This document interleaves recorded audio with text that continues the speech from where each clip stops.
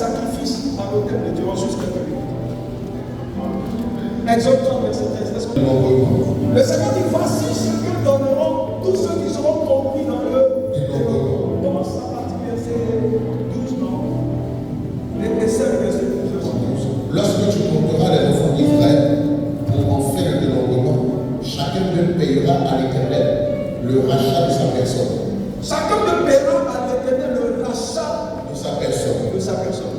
Afin qu'il ne soit frappé d'aucune plaie lors de ce dénombrement.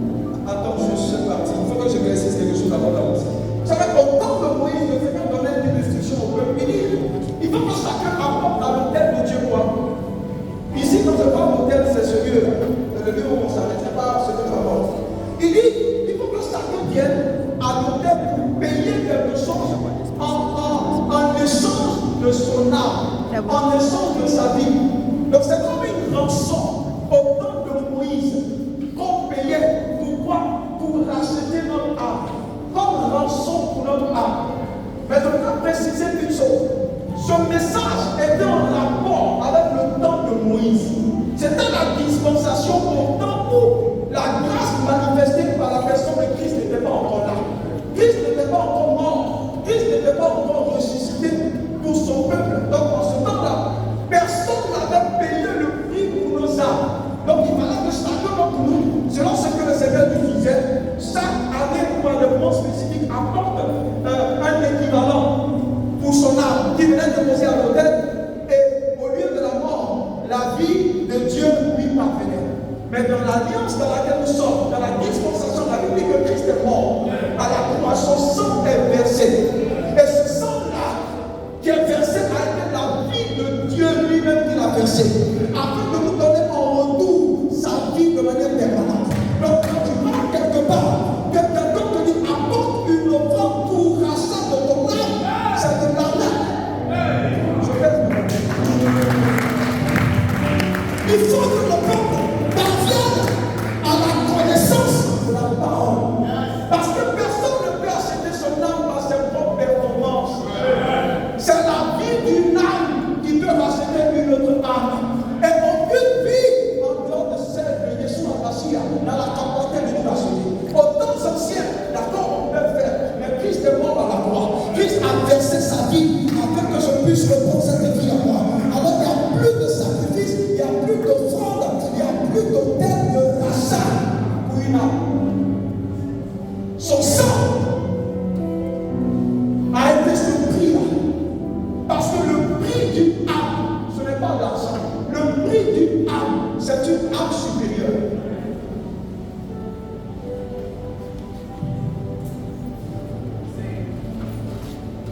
Allons plus loin dans les Écritures. Tu commences à avoir des problèmes quand tu vois clair.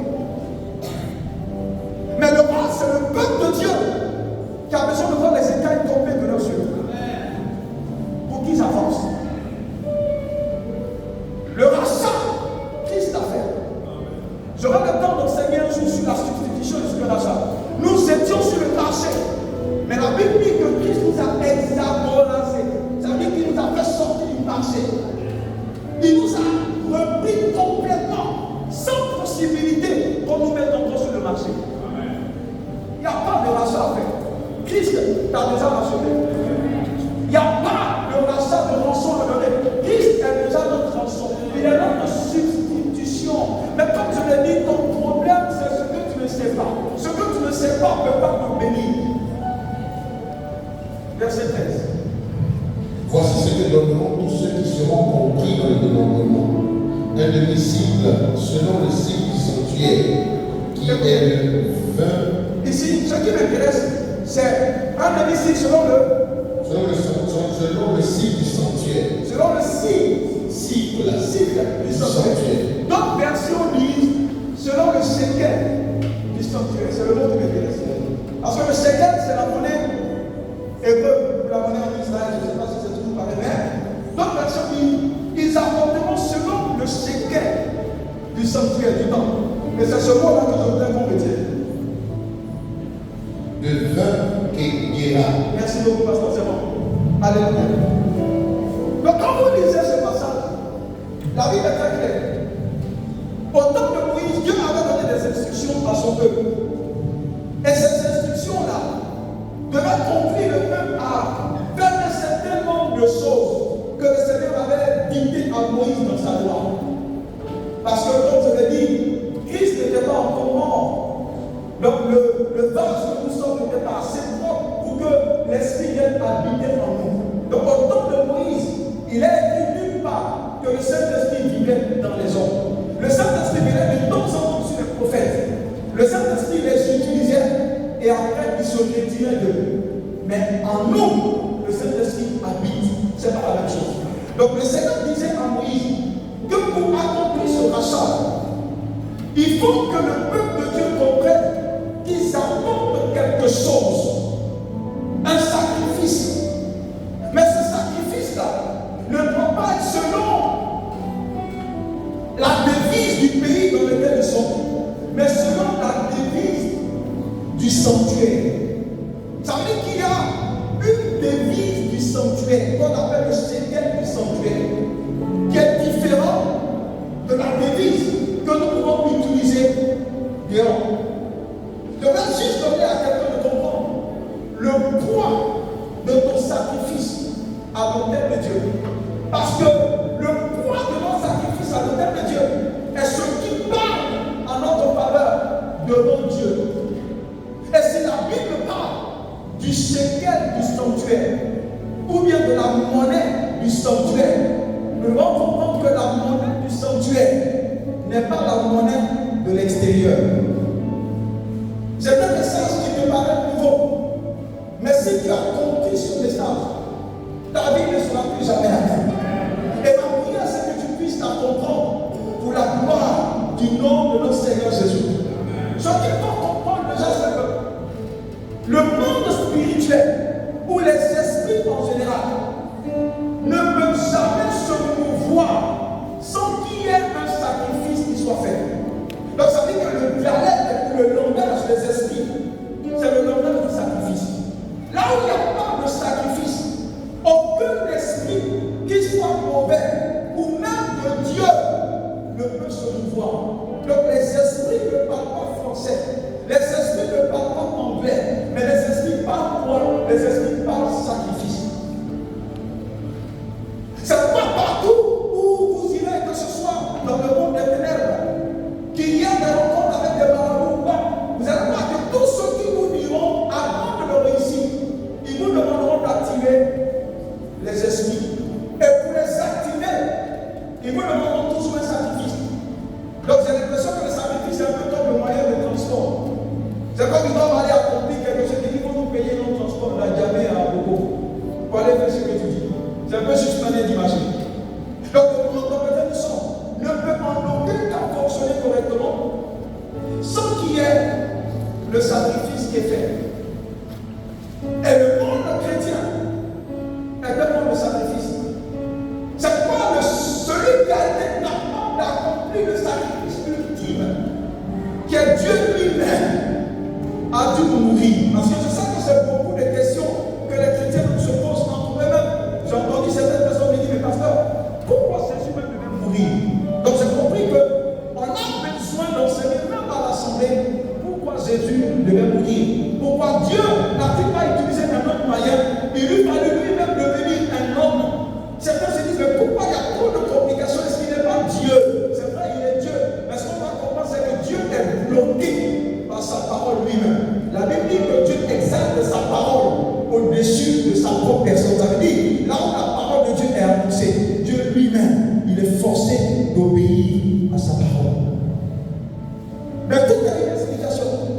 Donc le pouvoir de ton sacrifice à l'autel de Dieu est important.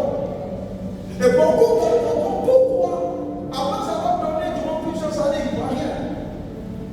Parce que ce n'est pas la quantité de ce que tu apportes selon les hommes qui a un poids, mais c'est la quantité selon le shekel du sanctuaire.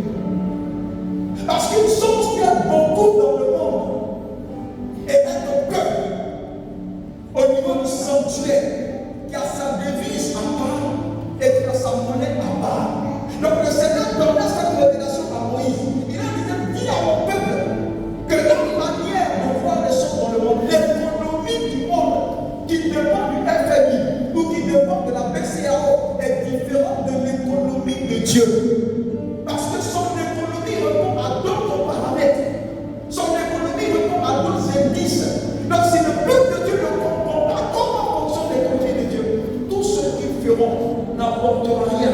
Ils penseront que Dieu n'a pas envie de bénir, alors que tout simplement, le sacrifice qu'ils apportent, qui peut être agréable aux yeux des hommes, mais quand cela arrive à l'autel de Dieu, selon la balance de Dieu, selon le shekel du temple, le Seigneur regarde et le Seigneur dit ce n'est rien.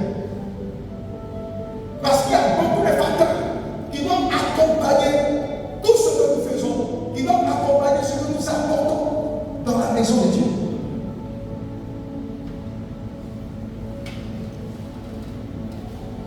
Le poids de ce que nous apportons à l'autel de Dieu. Quelqu'un se souvient toujours en Daniel chapitre 9, verset 21. Daniel dit, pendant que je priais, Daniel lui dit que pendant qu'il priait, lorsqu'il a vu en vision, lui est apparu. Donc il était en train de prier et il avait eu une vision avant la prière où Dieu lui a montré Daniel. Et quand il s'est engagé dans la prière, la Bible dit que l'ange qu'il a vu, lui est apparu. Donc, l'un des aspects et des avantages de la prière, c'est que la prière fait descendre ce que tu as dit en esprit dans le physique. La prière fait en sorte que tes rêves deviennent une réalité. C'est pas la prière est pour nous une source incroyable. En tout cas, à Martial, la prière est la réalité qui nous a fait naître. La prière est la réalité qui nous fera vivre. Et c'est par la prière que nous retournerons aussi au ciel. Tout est fait par la prière. Parce que nous croyons en la puissance de la prière. Le poids de ton autel, de ton sacrifice à l'autel de Dieu. À cause du temps, je ne peux pas suivre tout ce que je. Ça sera tellement long. Écoutez, est-ce que quelqu'un se souvient toujours de Daniel qui. La Bible déclare qu'un jour, pendant que le roi Nebuchadnezzar était en train de manger, où il était en train de se glorifier de ce que ses mains ont accompli dans son royaume, au lieu de glorifier le Dieu qu'il a établi, la Bible déclare qu'il glorifiait ses propres performances. Il se disait, mais Nebuchadnezzar, tu es un grand. Tu es un grand. Regarde comment tes mains ont bâti ce pays. Regarde comment tes mains ont étendu. Ça veut dire ton empire. Et la Bible dit qu'au même instant, il y a un doigt qui est sorti du ciel. Et ce doigt a commencé à écrire sur le tableau.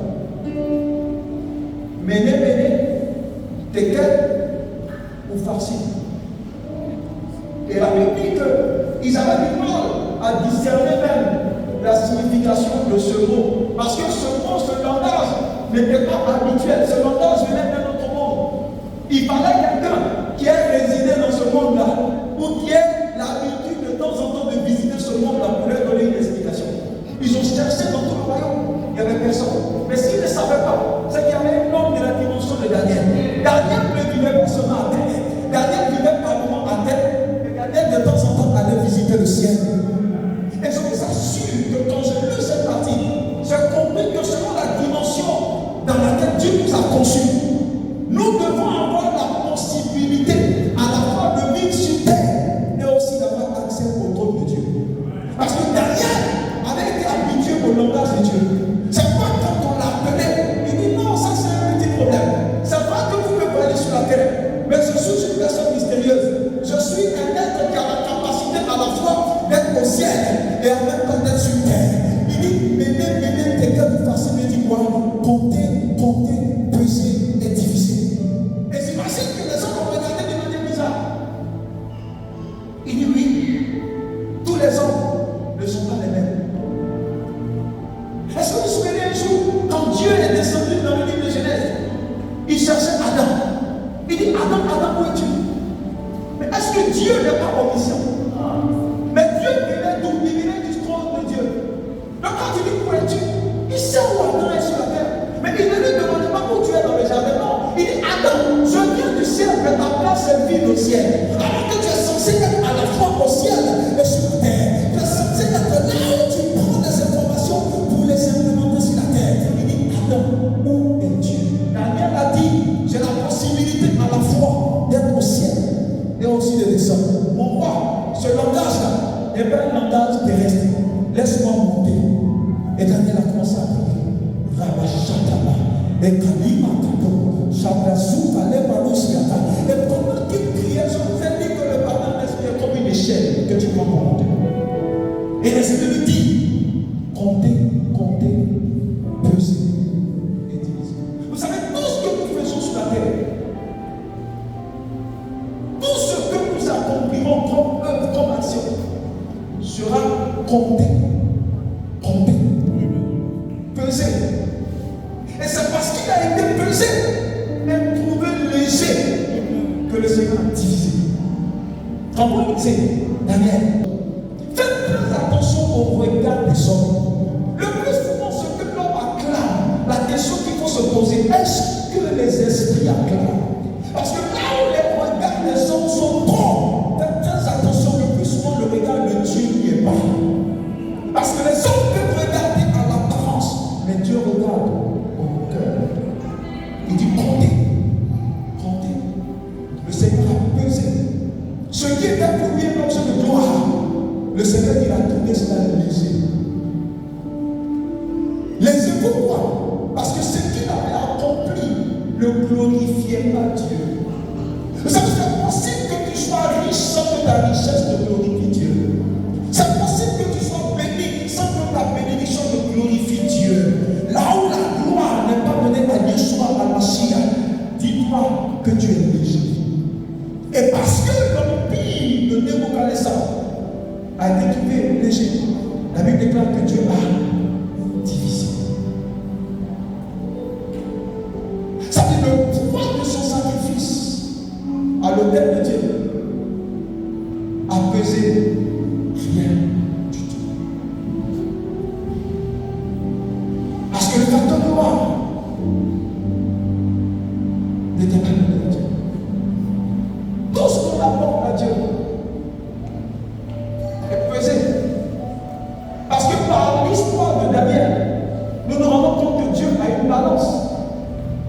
Et tout ce que nous lui apportons, Dieu pèse cette réalité. Et Dieu nous pèse nous-mêmes avec cette réalité. Parce que Dieu ne pèse pas ce qu'on lui envoie sans nous peser nous-mêmes. Souvenez-vous, en Genèse chapitre 4, du sacrifice que Abel et Caïn ont fait. Beaucoup interprètent souvent très mal ce que Caïn a apporté. Le problème de Caïn n'était pas que son sacrifice était mauvais, non. Et son problème n'était pas que le sacrifice n'était juste. Certains disent que c'est parce que Dieu n'est pas quoi. C'est parce que Dieu est juste parlant. Non, c'est pas vrai. Si Abel et Caïn ont apporté, c'est parce que leur père Adam leur a appris à apporter à Dieu. Le seul problème d'Abel, de Caïn plutôt, c'est que quand il apporte le bien, lui-même a été pesé avant le bien. Écoute-moi bien, ce que tu apportes à Dieu n'est jamais pesé avant toi-même. Toi-même tu es pesé avant que Dieu ne pèse ce que tu apportes. Parce que quand nous lisons ainsi, Dieu dit, la Bible dit, Dieu prit plaisir au cœur d'Abel avant de prendre plaisir à son enfant. Donc là où Caïn a été disqualifié, c'était au niveau de son cœur. Il a été pesé lui-même. Et il a été trouvé léger. Si celui qui apporte une chose est léger, c'est que tout ce qu'il apporte est également léger. Parce que ce que Dieu recherche, ce n'est pas d'abord ce qu'on lui apporte. Ce que Dieu recherche, c'est la qualité de nous-mêmes que nous apportons. C'est pas si Dieu ne te prend pas toi-même, Dieu ne prendra pas ce que tu apportes. C'est pas la première des choses à sacrifier dans l'autel de Dieu. Ce ne sont pas des choses, c'est nous-mêmes. Le prix à payer pour qu'on obtienne tout de Dieu, c'est de lui offrir tout de nous-mêmes. Si Dieu n'a pas tout de toi, Dieu ne prendra rien. Oh, dans nos églises, on n'entend pas ça. Parce que tout ce qui intéresse, c'est ce que les hommes donnent. Non, il y a des gens qui sont intéressés par les âmes. Si Dieu n'a pas égard à ta personne, Dieu n'aura pas égard à ce que tu lui apportes. Parce que si ta personne est trouvée légère sur sa balance, tout ce que tu lui apportes n'aura pas de valeur. Vous vous souvenez de l'histoire de Jésus avec les pharisiens et cette dame qui avait seulement 2 pièces. Jean 21, je crois pas Luc 21. La Bible déclare que Jésus était venu au niveau des câbles. Il était arrêté au niveau des câbles. C'était à l'heure de l'offrande. Et puis il regardait ceux qui devaient apporter à lui. Les pharisiens.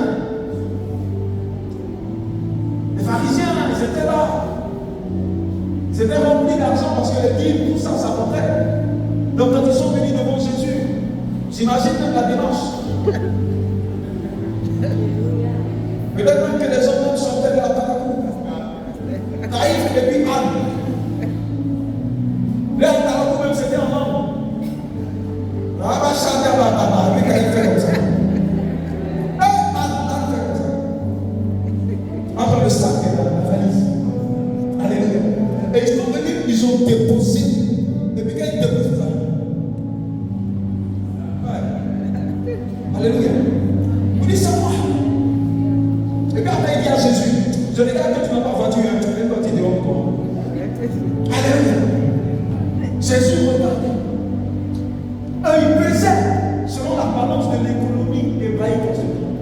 Jésus avait une balance selon le shekel du temple. Il avait une balance selon celle que Abba valide. La Bible déclare que le temps viendra où nos œuvres passeront par le feu. Et il dit, les œuvres qui auront triomphé du feu sont ces œuvres qui seront appelées œuvres de validité. Donc les parle de feu, il parle de sa balance. Et il y avait une maman qui avait tout ce qu'elle avait. La même mention. Elle avait une ou deux pièces, je sais même plus, une pièce ou deux pièces. Et la Bible mentionne qu'elle avait tout ce qu'elle avait. Vous savez, parfois, ce que tu as, ou la condition de ce que tu as, détermine même ta démarche. Donc, j'imagine un peu cette maman. Personne ne l'a calculé. C'est ce même type d'église, on est dans ce même type d'église aujourd'hui. Personne ne la regarde parce qu'elle a une seule taille. Elle vient de manger une pièce. Entre les caïfs et les âmes, on finit de danser, ils sont partis. Jésus prend la parole. Il dit, selon votre économie, les pharisiens ont donné des milliards. Mais selon l'économie de Abba, selon la devise du ciel, et selon le shekel du sanctuaire, celle qui a donné le plus d'entre tous, c'est cette maman. J'imagine le scandale dans le temps de ce jour. Car il dit, mais moi j'ai donné 1,5 milliard. Anne dit, mais moi j'ai donné 2 milliards. Jésus dit, celle qui a le plus donné, et celle qui a donné une seule pièce. Et Jésus prend la parole pour lui dire, le problème ce n'est pas la quantité de ce que tu as apporté. Le problème c'est ce que tu as apporté représente pour toi. Donc ce que tu apportes, ce n'est pas la quantité qui importe d'abord, mais c'est ce que ça te coûte qui importe. Le Seigneur dit, vous avez donné tous ces milliards, mais en fait vous avez donné à Dieu votre superflu. Et la femme, elle a donné tout ce qu'elle avait. Parce que celui qui donne tout ce qu'il a, après, si ce n'est le Seigneur, la personne est morte.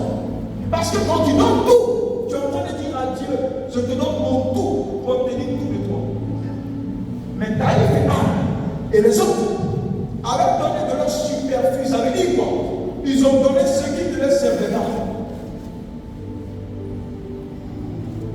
Donc finalement, lorsque vous analysez le poids de nos sacrifices à l'autel, vous vous rendez compte que ce qui intéresse Dieu, c'est ce que lui représente pour nous. Et c'est ce que nous lui apportons nous coûte.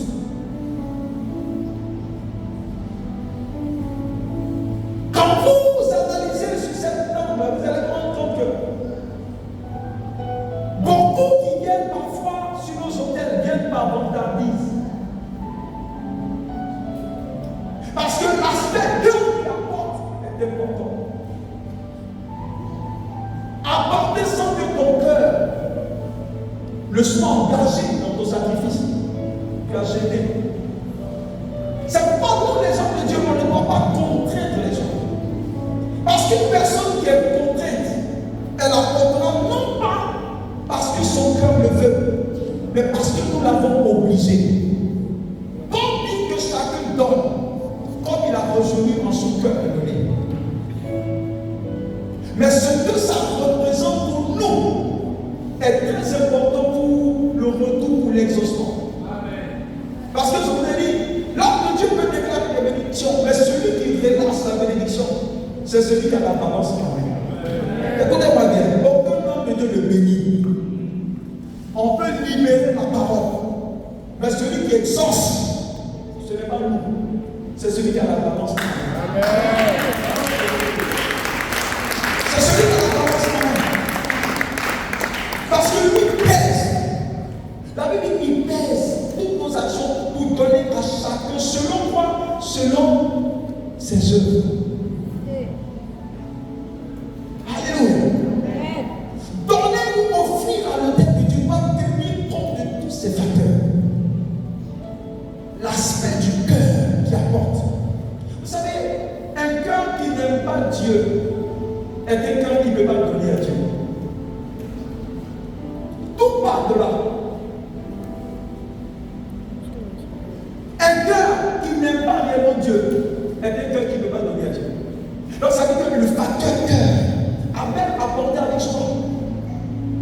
Et puis regardez la dimension du sacrifice même dans la vie d'Abel. Vous savez que jusqu'à Genèse chapitre 6, les hommes ne mangeaient pas encore la viande. Les hommes ne mangeaient que de l'herbe. Jusqu'à Genèse chapitre 6. Mais Abel s'est transformé en un éleveur pour une viande que l'homme ne mange pas. Donc ça veut dire que le travail qu'il a décidé de faire, il a décidé de le faire non pas pour lui parce qu'il n'a aucun intérêt dedans. Il a fait pour l'autel de Dieu. C'est pas ce que vous comprenez. D'ailleurs, à cultiver des fruits, tout ça, on mange ça. On peut dire, tu as fait aussi pour toi et puis tu dégages un peu pour Dieu. Mais Abel a dit non. J'ai aucun intérêt pour ça. Parce que je ne mange pas la viande. L'homme n'était pas carnivore. L'homme ne mangeait que des herbes.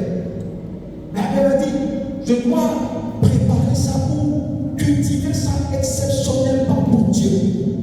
Il n'a aucun intérêt dedans. Tu fais quelque chose qui ne coûte pas aussi. Donc vous voyez la dimension du sacrifice. Il a fait pour Dieu, pour glorifier Dieu. Donc tout ce que tu apportes doit respecter ça. Le cœur en soi qui apporte.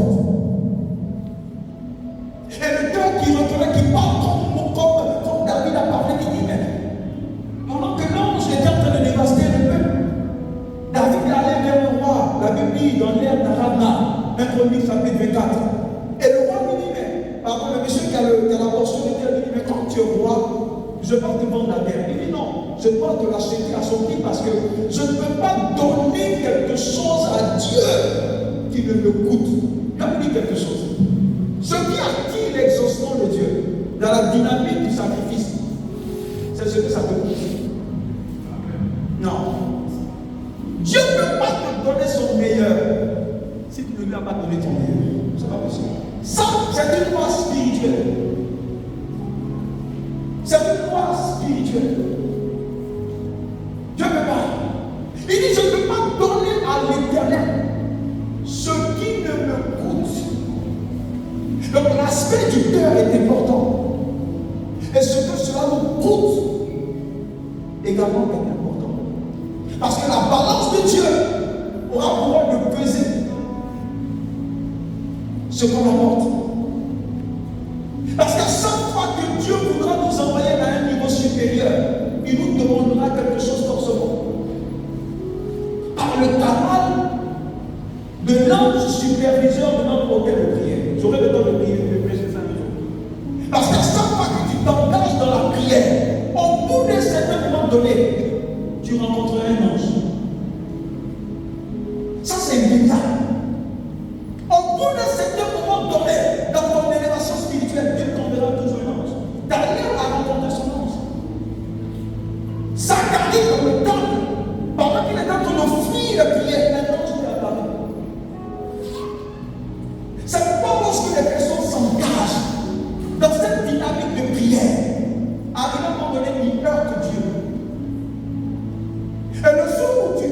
Dieu, c'est ce jour-là que le dégoût du monde sera dans ton cœur. Il y a des chrétiens qui viennent à l'église, mais les choses du monde sont encore dans leur cœur. C'est parce qu'ils n'ont pas encore réellement rencontré Dieu. Parce que quand tu le rencontres vraiment, la première chose qui sort de ta vie, c'est que le monde commence à se sentir mauvais. Parce que quand tu heurtes, il libère dans ta vie le parfum de sa présence, qui est le parfum de la gloire. Mais ça demande que tu t'engages dans une aventure dans la prière. Et que je me donne une prière avec quelqu'un qui m'écoute. Quand Dieu voudra t'envoyer plus loin, Dieu te donnera forcément quelque chose. Beaucoup demandent l'extraordinaire. Mais tu ne peux pas avoir de Dieu cet extraordinaire sans semer l'extraordinaire. Et le plus souvent, c'est l'esprit superviseur de notre hôtel qui nous indique ce que Dieu demande pour telle ou telle saison. Vous savez, c'est pas nous qui décidons de ce que nous envoyons à l'hôtel. Je dis non. C'est Dieu lui-même qui exige de nous ce qu'il veut, parce que Dieu est roi. Vous savez, Dieu n'est pas obligé d'accepter ce qu'on lui apporte. C'est ce qui fait la différence entre un président et un roi. Le roi, il est libre, il est souverain. Il a dit, j'ai choisi Jacob et puis j'ai haï Esaü. Personne ne peut lui dire, mais Seigneur, pourquoi tu fais ça? Il dit, c'est moi, je m'en fous, je fais ce que je veux. C'est le président qui peut tenir compte de la Constitution. Dieu, roi, le roi est lui-même la Constitution. Il dit, j'ai aimé Jacob, Esaü, je l'ai haï. On dit, mais pourquoi? Il dit, c'est moi, je m'en fous. C'est pas la dire à Jacob, il dit, mais pendant que je disposais de toutes choses, où étais-tu? Qui peut conseiller un roi? Parce qu'il est lui-même le conseil. Il est lui-même la parole. Il est lui-même sa constitution. Il est lui-même ses lois. Donc c'est lui qui exige de nous, pour telle ou telle action, le sacrifice qu'il veut. Personne ne peut lui imposer. Tu peux donner quelque chose à lui et lui ne prend pas. Il y a une dimension de réalité vers des têtes où Dieu dit, pour passer à un autre niveau, il faut vêtir le jeûne sans manger. Nous sommes dans cette génération où c'est nous-mêmes qui choisissons le type de sacrifice. C'est pas capable de résultat. Parce que sinon, si Dieu n'a pas fait le diagnostic, aucune prescription ne peut être faite. Imaginez-vous que quelqu'un traite la tuberculose avec le produit de palu, ça ne finira pas.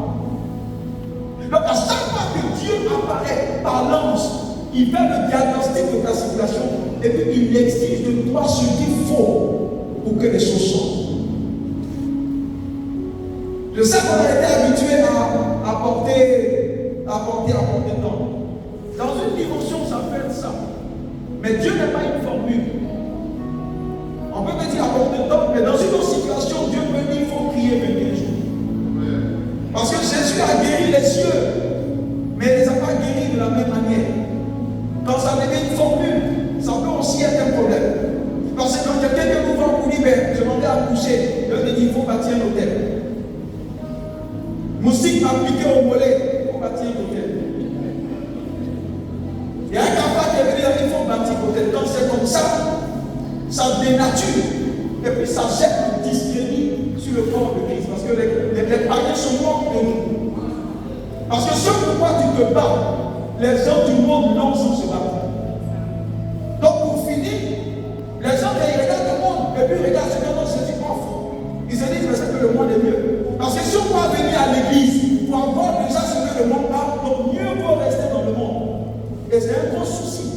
Parce qu'on n'a pas la possibilité de taper à l'intelligence spirituelle pour avoir à un moment donné la prescription du ciel pour telle ou telle situation. Le Seigneur peut te dire pour telle situation, jeûne 3 jours à 7. Il peut te dire, loue-moi, écoutez-moi bien. Un jour, ça va par terre combattre. À Josué, il a dit, poussez les cris de joie devant le mur. Il a dit, Josué, s'attaque. Ça veut dire pousser les cris de joie. Ils ont poussé les cris de joie, la muraille est tombée. Et l'autre jour, le roi Josaphat partait combattre. Le Seigneur lui dit non, c'est vrai que hier je dis à Josué pousse les cris de joie, mais la situation en face n'a pas la même texture que celle de Josué. Donc ici, vous ne pousserez pas les cris de joie, mais ici, le Seigneur dit à Josaphat, vous n'avez pas à combattre dans cette affaire. Vous gardez le silence et prêtez-moi votre combat. Donc imagine-toi en train de combattre. Là où Dieu te dit garde le silence. Quand Dieu te dit garde le silence, c'est parce que l'ennemi en face a une dimension supérieure à ta dimension. Donc si tu ne peux pas Dieu que tu rentres dans ce combat, tu vas sortir encore plus déchiré qu'avant. C'est pour ça que beaucoup rentrent dans des combats où ils sortent morts. Ils rentrent dans des combats où ils sortent encore plus à terre. Ils rentrent dans des combats où la situation devient pire parce qu'ils n'ont pas l'intelligence spirituelle de capter pour le moment indiqué la prescription de Dieu. Dieu peut dire loue-moi. C'est ce qu'il a dit à son enfant. Il dit louer. Qu'est-ce que Dieu t'a dit pour ta situation? Vous voyez que finalement ça nous ramène à chercher Dieu. Parce que tu ne peux pas entendre la voix de Dieu si tu ne cherches pas Dieu. C'est pas si tu laisses les gens parler à Dieu à la place que mal barré. Tu es mal barré. Et c'est une génération qui veut rendre le peuple dépendant d'eux. C'est une erreur grave. Nous sommes dépendants du Saint-Esprit. Parce que c'est lui en nous qui connaît ce qu'il dit de nous dans le livre d'ordination. Dans le livre de ce que nous sommes. Il y a des choses que Dieu ne dira jamais au plus grand prophète voyant de la terre te concernant. Paul appelle les choses de Dieu. Il y a les choses de Dieu et il y a les choses des hommes. Les prophètes ne peuvent que dire que les choses des hommes. Ah, il n'aime pas qu'on le dise ça. Mais la parole. Un prophète voyant, c'est pas tout. Il ne sait que ce que Dieu veut qu'il sache. Vous savez pourquoi? Parce qu'il y a des choses qui, si Dieu ne garde pas ça entre vous deux, entre lui et toi, quelqu'un peut utiliser ça pour faire du chantage. Même entre une femme et un homme, il y a des secrets qui disent pas aux autres. Dieu ne peut pas exposer toute ta vie à un prophète. Il y a des choses qui gardent en vous, c'est votre secret. Donc tu ne les auras pas tant que tu ne les cherches pas. Et tant que tu ne les cherches pas de tout ton cœur. Donc il y a des grâces qui vont rester suspendues. Parce que tu as refusé de payer le prix pour le chercher. Ne laisse personne chercher Dieu à ton place. C'est pas cette erreur de dire que Dieu ne te parle pas. Ceux qui disent que Dieu ne te parle pas, ils ne comprennent pas les Écritures. Parce que la Bible déclare que le Saint-Esprit arrive et il vous dira toutes choses. Quand tu lis le livre de 1 Jean, chapitre 2, 1 Jean, chapitre 2, dit le Saint-Esprit en vous enseignera toutes choses. Comment tu peux me dire que Dieu ne parle pas? Il faut aider les peuples à grandir. Et non pas à être dépendant.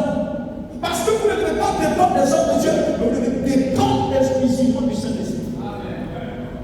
Dieu parle à tout le monde. Le problème, ce n'est pas parce que Dieu parle. Le problème, c'est parce que j'ai la capacité de discerner la voix de Dieu. Parce que quelqu'un peut te parler et tu entends juste du bruit sans discerner ce qu'il dit. C'est le problème des chrétiens aujourd'hui. Ils entendent la voix de Dieu, mais qu'ils confondent la d'autres voix. Parce que la voix de Dieu n'est pas la seule voix qui parle. Un bébé qui n'a pas duré dans les seins de sa maman ne peut pas entendre ou identifier la voix de sa maman parmi plusieurs fois. Donc le seul problème, c'est que beaucoup n'ont pas attendu Dieu au lieu de la prière. Beaucoup savent prier, mais très peu savent attendre Dieu au lieu de la prière. Tu ne peux pas reconnaître une voix que tu n'as pas connue. Nous devons être une génération qui cherche Dieu. Les apôtres ont cherché Dieu. L'église primitive a cherché Dieu. On peut perdre dans le droit de chercher Dieu à ta place parce qu'aucun père n'est mort pour toi. Nous respectons tous les pères, nous les honorons, mais ils ne peuvent pas prendre la place de Jésus-Christ. Il faut qu'ils enseignent le peuple selon ce qui est dit. Nous pouvons honorer, mais quand on arrive au niveau de la parole, tout le monde est soumis à la parole. Parce que devant le trône de Dieu, il n'y a pas père, il n'y a pas enfant. C'est la parole de Dieu qui prévaut. Donc un père peut être pris. Il y a une tendance qui dit non, on n'a pas le droit de reprendre un père, mais c'est une erreur. Si un père dit des choses qui ne sont pas correctes, au lieu de polluer toute une génération, c'est mieux de corriger. Quand tu vois le sacrifice que Dieu t'a parlé pour lui donner, là Dieu t'a parlé. Mais quand il te dit quelque chose, tu dis non, tu dis mais Dieu te parle. Mais quand tu te dis Dieu m'a dit de te donner, et là tu parles de Dieu m'a dit parce que tu reçois.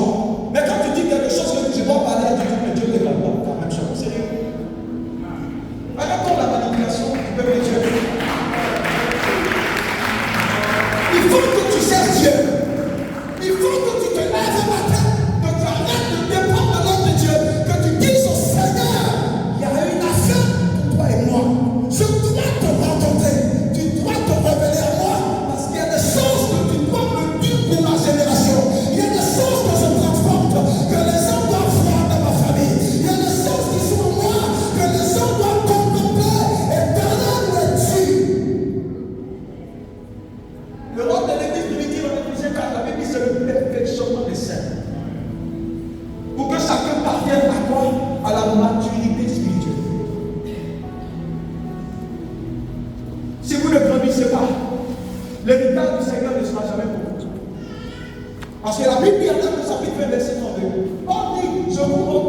Dieu. Je vous recommande à la parole de sa grâce qui est capable de vous édifier et de vous rendre prêt pour l'héritage. Tant que tu n'es pas édifié, Dieu te donne pas son héritage. Et son héritage vient par l'édification. L'édification vient par la quantité de Christ que tu as absorbé.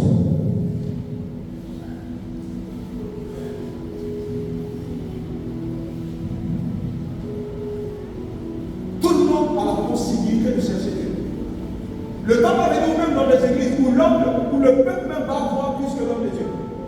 Parce que si tu refuses de payer le prix pour grandir en Christ, Dieu va utiliser un enfant de 5 ans pour te parler de Christ.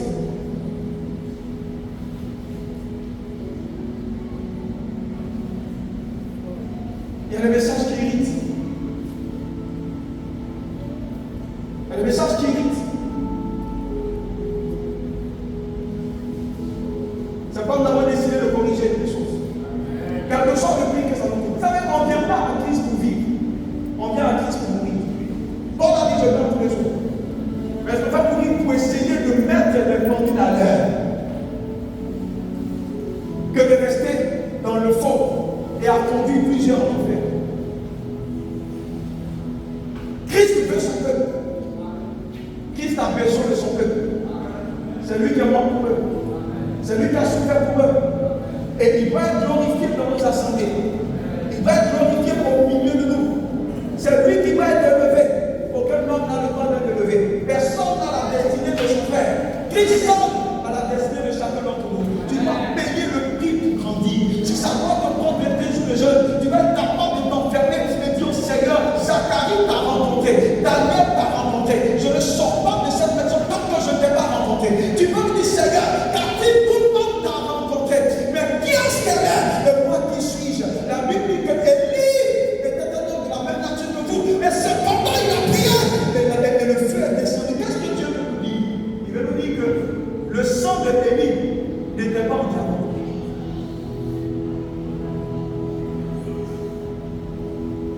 Beaucoup sont manipulés par la sorcellerie parce qu'ils refusent de grandir. Ce n'est pas à toi de libérer cette maison pour laisser ces païens. C'est eux qui donnent des révélations pour te laisser là. Parce que la Bible dit que tout lieu, la plante de tes pieds fous, tu te le donnes en héritage. C'est un problème identitaire.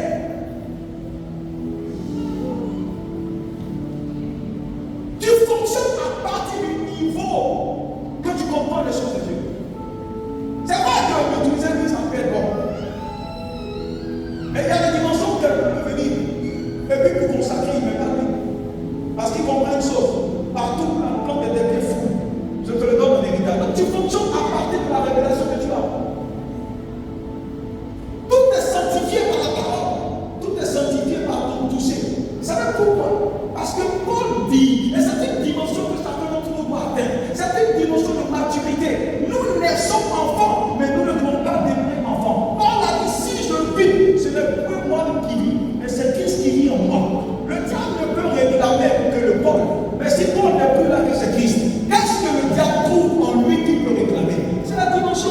C'est parce que tu vis dans la peau de celui qui a son père Boidieu que ce qui a Dieu Boidieu te réclame. C'est juste. Vous savez, le changement vient juste par la révélation que tu as de qui tu es.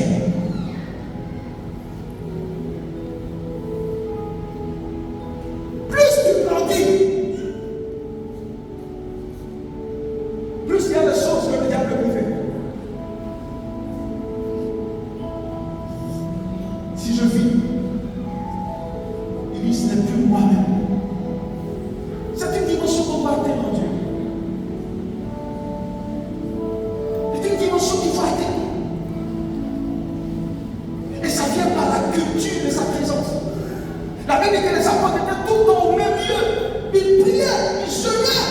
Ils étaient dans l'enseignement des apôtres. L'église ne veut plus ça aujourd'hui. Parce que c'est la ruée de la prophétie. Mais toute la parole que nous enseignons, c'est la prophétie de Dieu. Aucune prophétie n'a changé la vie de quelqu'un. Mais la marche avec Christ, est-ce qu'ils sont la vie?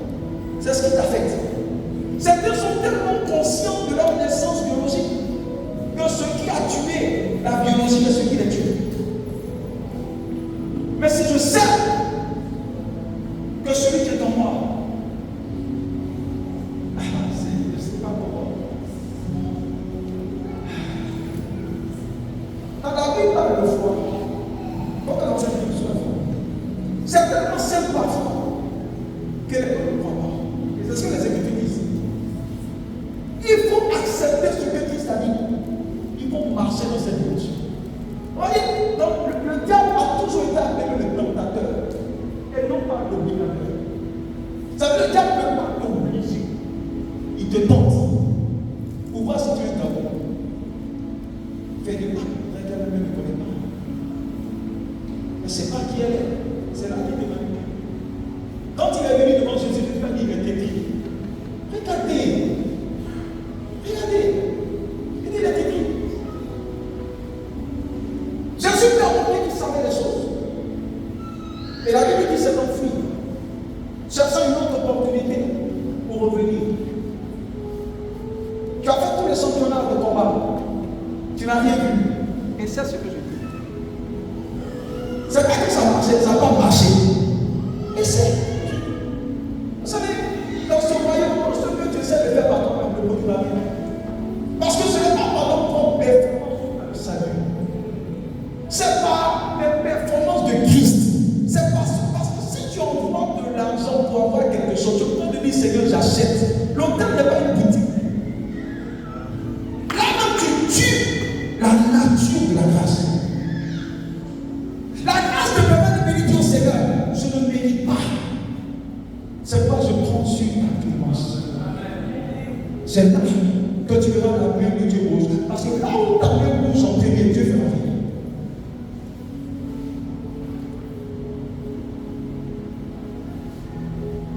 Si pour avoir la gloire, tu vas envoyer l'argent pour avoir la gloire, tu ne l'auras pas. Parce que personne ne cache la gloire. L'évangile doit être enseigné d'une manière holistique. Ça veut dire dans sa profondeur et dans sa réalité des faits. Pour que des vies soient sauvées.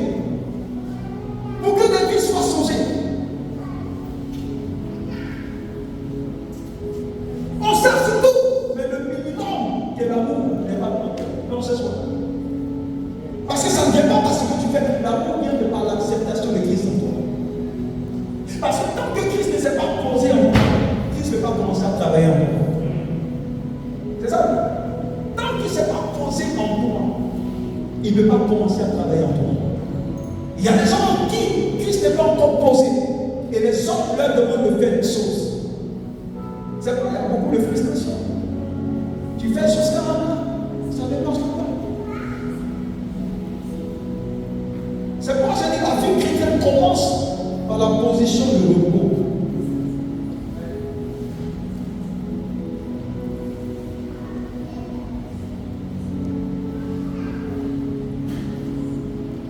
Quand je disais que j'ai eu une information sur laquelle on a pris mon nom pour envoyer au Togo, au Bénin, l'esprit à la suite m'a dit ce combat, tu ne le combats pas. Dis-moi de combattre. C'est ce que l'Esprit dit. Il dit, dis-moi même, invite-moi à combattre.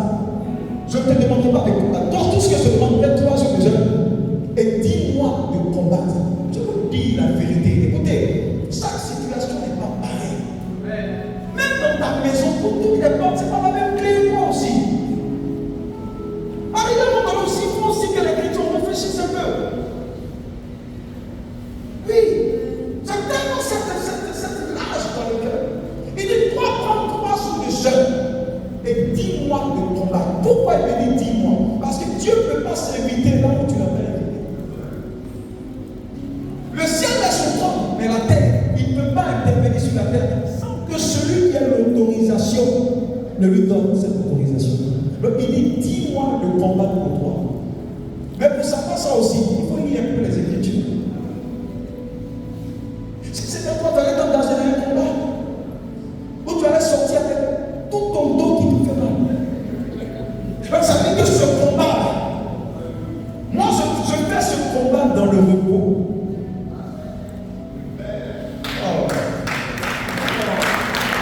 Je fais ce combat dans le repos.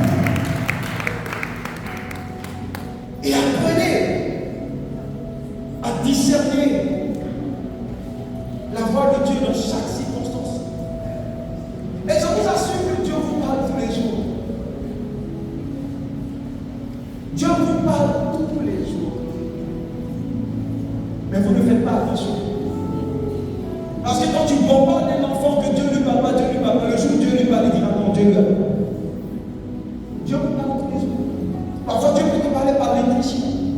Une pensée qui ne te quitte pas pendant 2, 3, 4 jours. Tu sens toujours qu'il faut faire cette action. Tu sens toujours qu'il faut faire tant. Ça peut être une conviction dans le cœur. Ça peut être des rêves. Ça peut être un enfant que Dieu utilise pour te parler. Et la parole ne te quitte pas. Dieu ne descend pas du ciel comme dans les films de nuit. C'est moi, Chanel. S'il fait ça, il a fui. Le jour où il a fait ça, il a compris. Parce que tout le monde a fui. Le jour où il a fait ça, ils lui ont dit, Seigneur, envoie Moïse. Et la plupart de ceux qui disent que Dieu ne nous parle pas s'appuient sur le cas de Moïse. Ça, c'est un ancien cas. On est dans le nouveau, on va rester dans l'ancien. Parce que parfois, le problème de la nouveauté peut provenir de l'ancienneté. Quand tu dis trop derrière, ça t'empêche souvent d'aller de l'avant. Dieu doit te parler.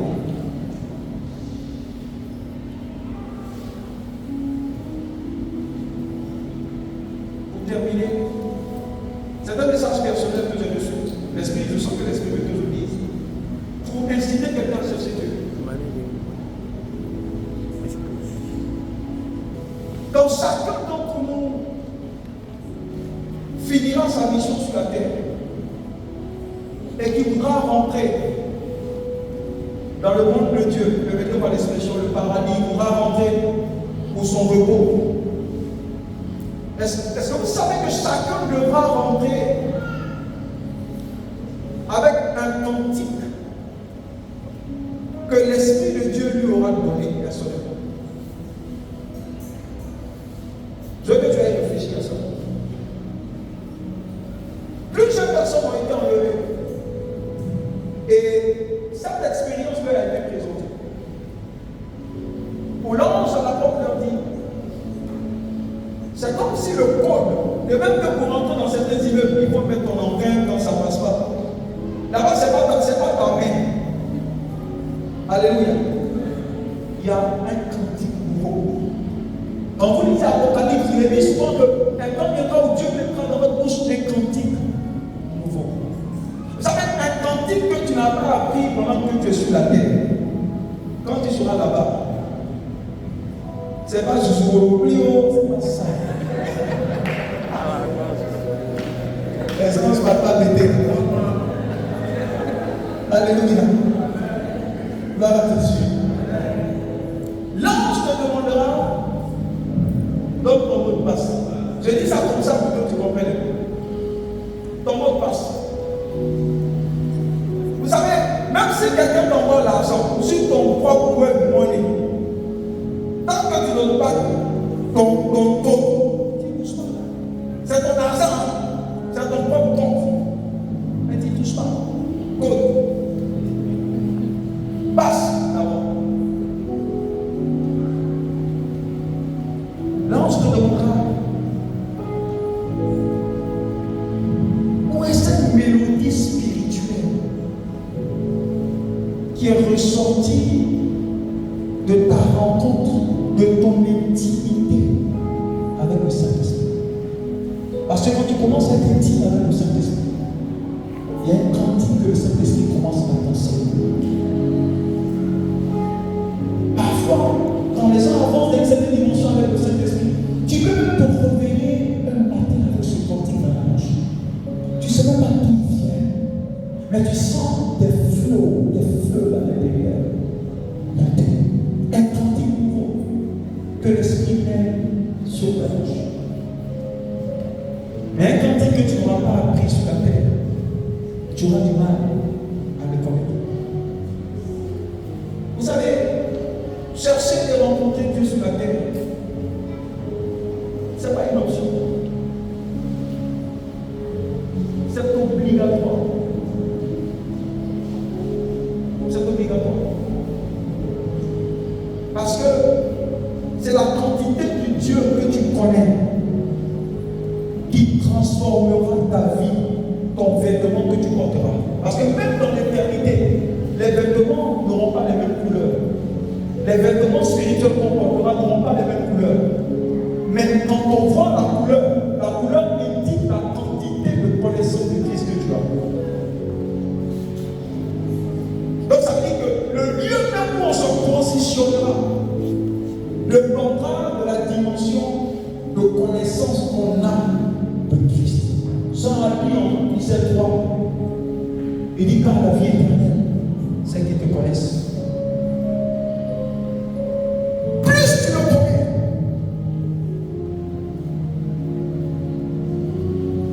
plus il y a des avantages positionnels que tu as. Ne perdez pas le temps avec le diable, non, c'est une erreur. Parce que parfois, quand le diable sait qu'il ne peut pas te détruire, il peut le perdre. Parce que tout ce que nous avons de précieux, c'est le temps. Quelqu'un peut voler ton argent et Dieu va te donner le temps. Mais celui qui te vole ton temps, qui te donne le temps? Au lieu de s'intéresser à étudier Christ, l'Église aujourd'hui est intéressée à étudier un chérubin qui est au chômage depuis longtemps. Rien que la ruse, la Bible appelle le malin. Parce que l'une des stratégies qu'il a, c'est de bouffer notre temps. Parce que celui qui te bouffe ton temps, bouffe ta vie.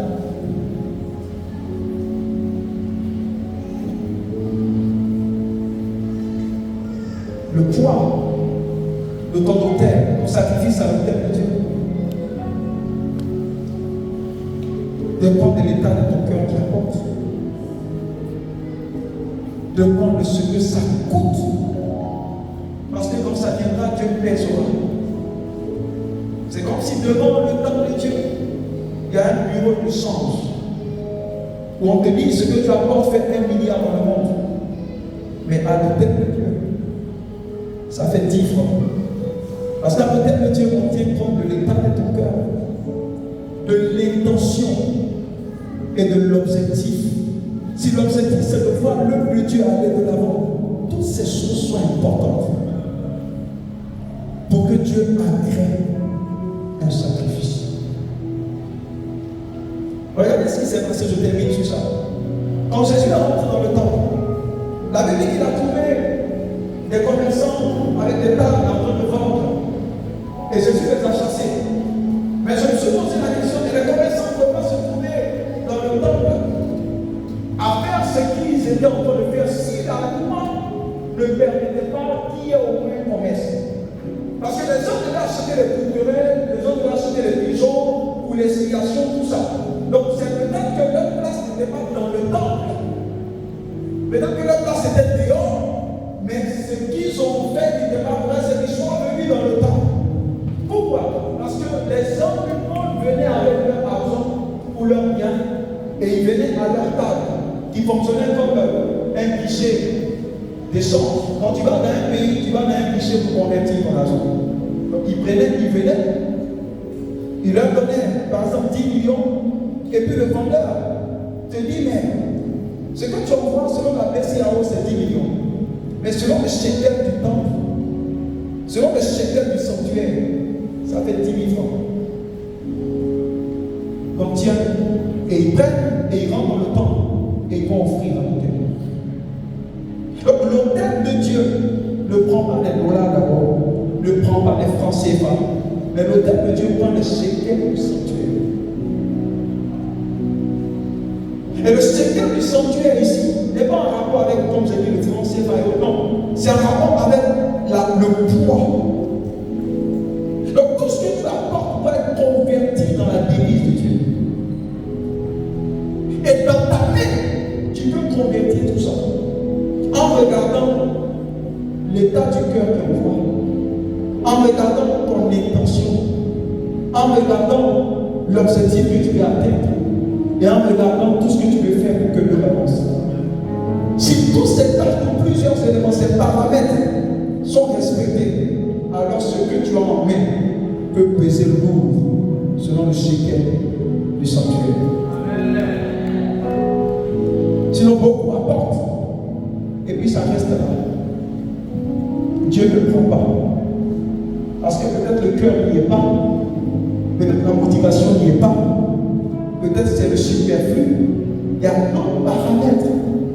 que Dieu regarde pour bénir. Que ton sacrifice est un poids devant le trône de Dieu. Que ton sacrifice à l'autel de Abba pèse plus lourd sur la balance de Dieu que sur la balance des hommes. Dans le nom de Jésus-Christ. Est-ce que tu peux devenir debout et acclamer le Seigneur?